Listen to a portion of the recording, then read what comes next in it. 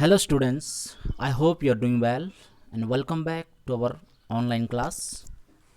This is the cover page of your book Class 8 Cornerstone English Grammar, and today we are going to learn about nouns, that is in lesson number 2. In the previous lesson we already discussed about sentence and we learned lot of things about sentence. Today I believe that definitely you are going to learn new things in this chapter. I believe and I hope from the first standard onwards you might have studied the definition of noun.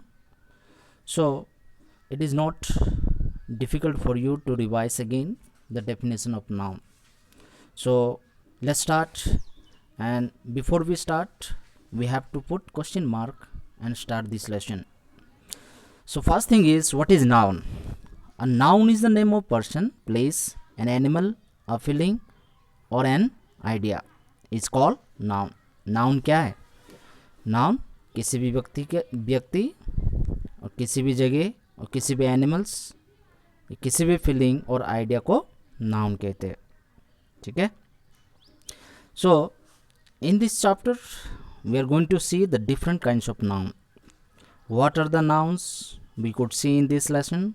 We are going to discuss especially in this lesson, that is in page number 10. So please students, look at your books while I am explaining this lesson. It is very important. Don't ignore it. Don't think that I already learned about noun and I know the definition of noun. You should not think like that, but you have to look at your book and listen me very carefully and point out your fingers as I am reading.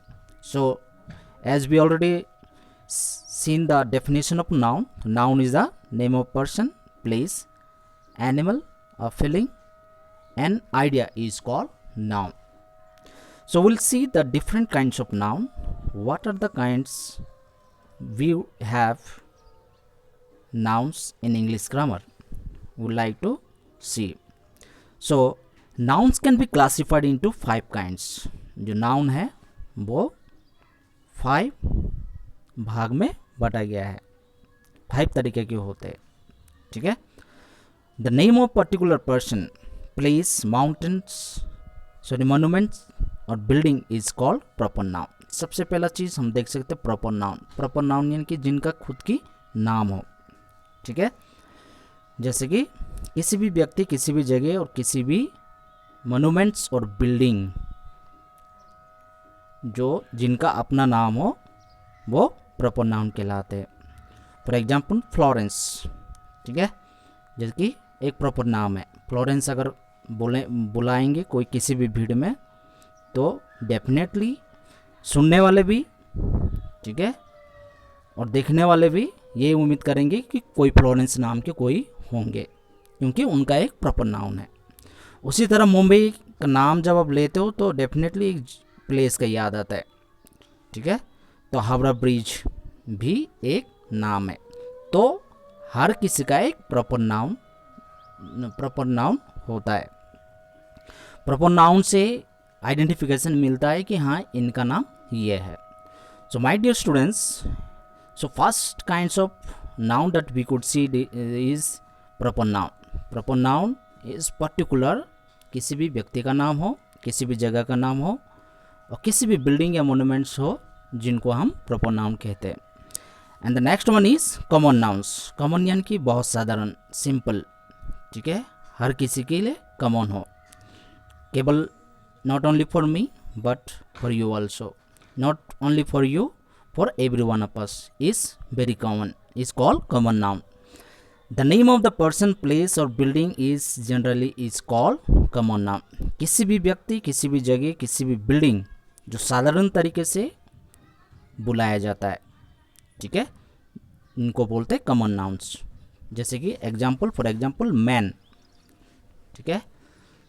Man आपने देखा होगा, जो man किसको बोलते हैं और ये common क्यों है. अगर मैन का कोई नाम होता वो कॉमन नाउन नहीं होता, तो डेफिनेटली इट कुड बी क्या है, प्रॉपर नाउन होता है. River, you can see every part of world there are so many rivers we could see, okay, but the name of the rivers supposed to be a proper noun. लेकिन केवल river वो एक क्या हो गया, एक साधारण नाउन हो गया, कॉमन नाउन हो गया.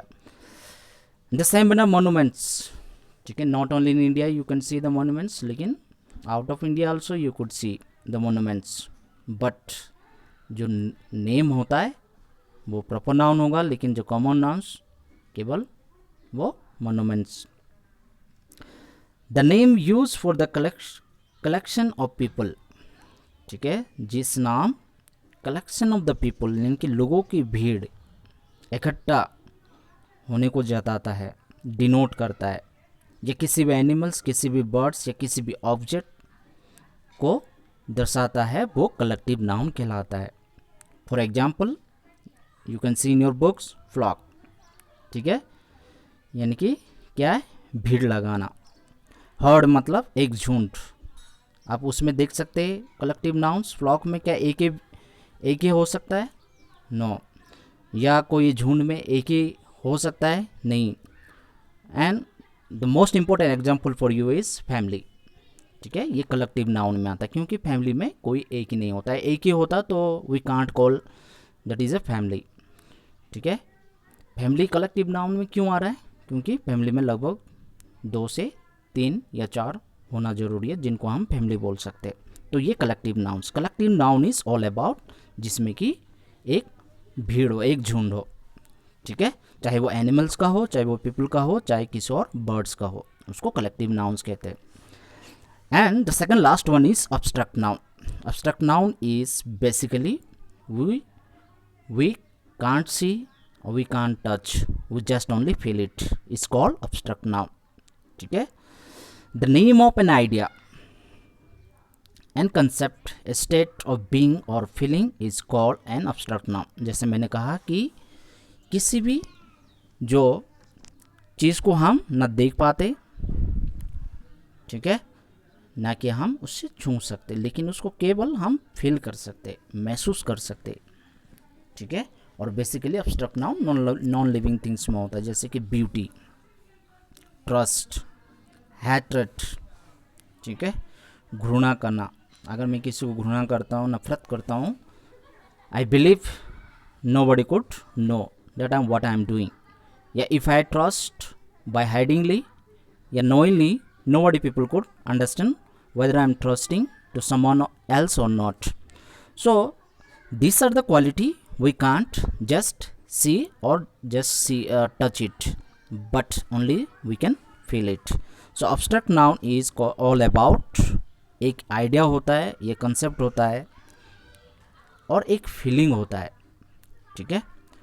And the last one is the name of the matter और substance of which a thing is made is called material noun. Material noun basically non living things में आते हैं, जो कहीं चीज़ों को बनाने में जो हेल्प होता है, जैसे कि सिल्वर, वुड, पेपर. लोग सिल्वर, वुड, पेपर जो है उसको क्रिएट करते. So my dear students, so we learned that kinds of noun. There are 5 kinds of noun. The first one is proper noun, ठीक है. The name should be a proper, whether the name of the person or the name of the place or the name of the things should be a proper, is called proper noun. And the second one that we learn is common nouns. The name should be common to everyone, call is common nouns. For example, man is common for everyone. River, you might have heard several times about river, a word called river. So that's why it is called common noun. Collective noun, the people, the collection of the people, or the collection of the animals, or the collection of the birds is called collective nouns, क्योंकि ये collective में आता है, collection में आता है, भीड़ में आता है, जैसे कि फ्लॉक, भीड़ लगाना होता है, या फैमिली, ठीक है.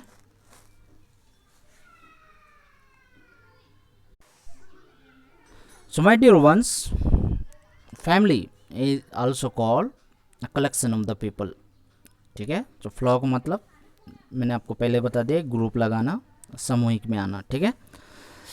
एन अब्स्ट्रैक्ट नाउन के बारे में हमने देखा कि it is only idea, an idea and concept, और it is one of the feeling is called abstract noun. Just we can feel it and we can't touch it, so it is called abstract noun. Material noun, especially it is one of the non-living things, okay. So altogether, my dear ones, students, we learn about kinds of noun. Now let's see the gender. There are four kind of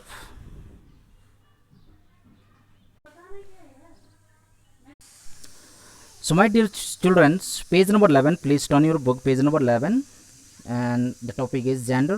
Gender जो है चार तरह के होते हैं, the masculine gender, feminine gender, common gender and neutral gender, ठीक है। Masculine gender basically refer करता है मेल को, and the feminine gender, you already learn about feminine gender. Feminine gender also just refer to a female. और common gender क्या है? Common gender में जो कि हम एक एक करके देखेंगे. First of all let's see the masculine gender. It's refer to males. For example grandfather, uncle, tiger, peacock, इसमें जो है वो मस्कुलिन जेंडर आते हैं. जैसे ग्रैंडफादर है वो मस्कुलिन जेंडर को रेफर करता है, मेल को रेफर कर रहा है. अंकल, इसको भी मस्कुलिन जेंडर कहता है क्योंकि ये अंकल को रेफर करे. उसी तरह हम देख सकते हैं feminine gender, it is also refer to a female. जैसे कि ऊपर वाले में हमने देखा ग्रैंडफादर, ग्रैंडफादर का क्या हो गया? Grand mother. अंकल का क्या हो गया? आंट हो गया, ठीक है. तो masculine gender refer to male and feminine gender refer to female. And let's see the common gender. What does it refer to? Common gender में भी ऑफ द मस्कुलिन और फेमिनिन जेंडर. ना कॉमन जेंडर जो होता है ना masculine gender को ना फेमिनिन जेंडर को रेफर करता है, लेकिन ये बराबर. जैसे कि पेरेंट्स, उसमें मस्कुलिन जेंडर भी होता है और फेमिनिन जेंडर भी होता है. लीडर कोई भी बन सकता है, ठीक है, चाहे फीमेल भी बन सकता है, मेल भी बन सकता है. कजन जो है वो लड़का भी हो सकता है, लड़की. चाइल्ड जो है वो छोटा लड़की भी हो सकती है और बच्चा भी हो सकता है.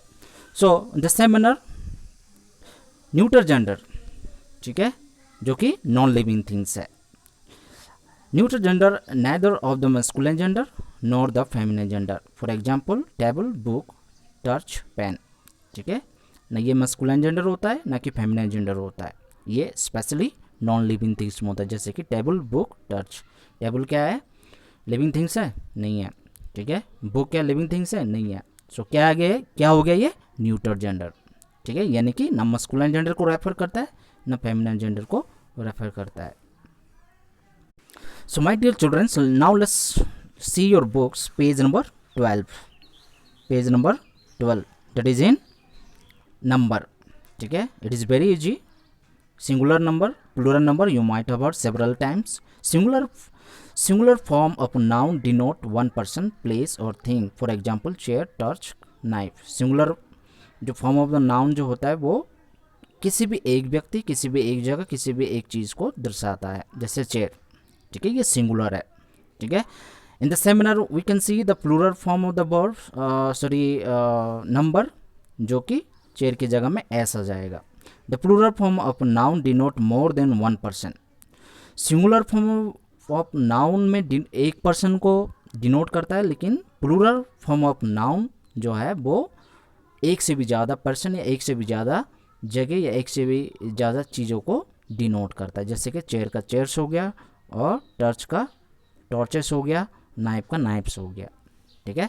So very easy. लास्ट में एस ऐड करने से क्या हो जाता है? कहीं वर्ड्स में प्लूरल बन जाता है, यानी कि सिंगुलर फॉर्म ऑफ नाउन जो है वो प्लूरल फॉर्म ऑफ नाउन में कन्वर्ट हो जाता है. So my dear childrens, I hope you understood this lesson. Please watch this video and read by yourself this book and try to memorize the definition of noun. I hope you understood, and please study hard to know more about this lesson. Thank you and have a nice day.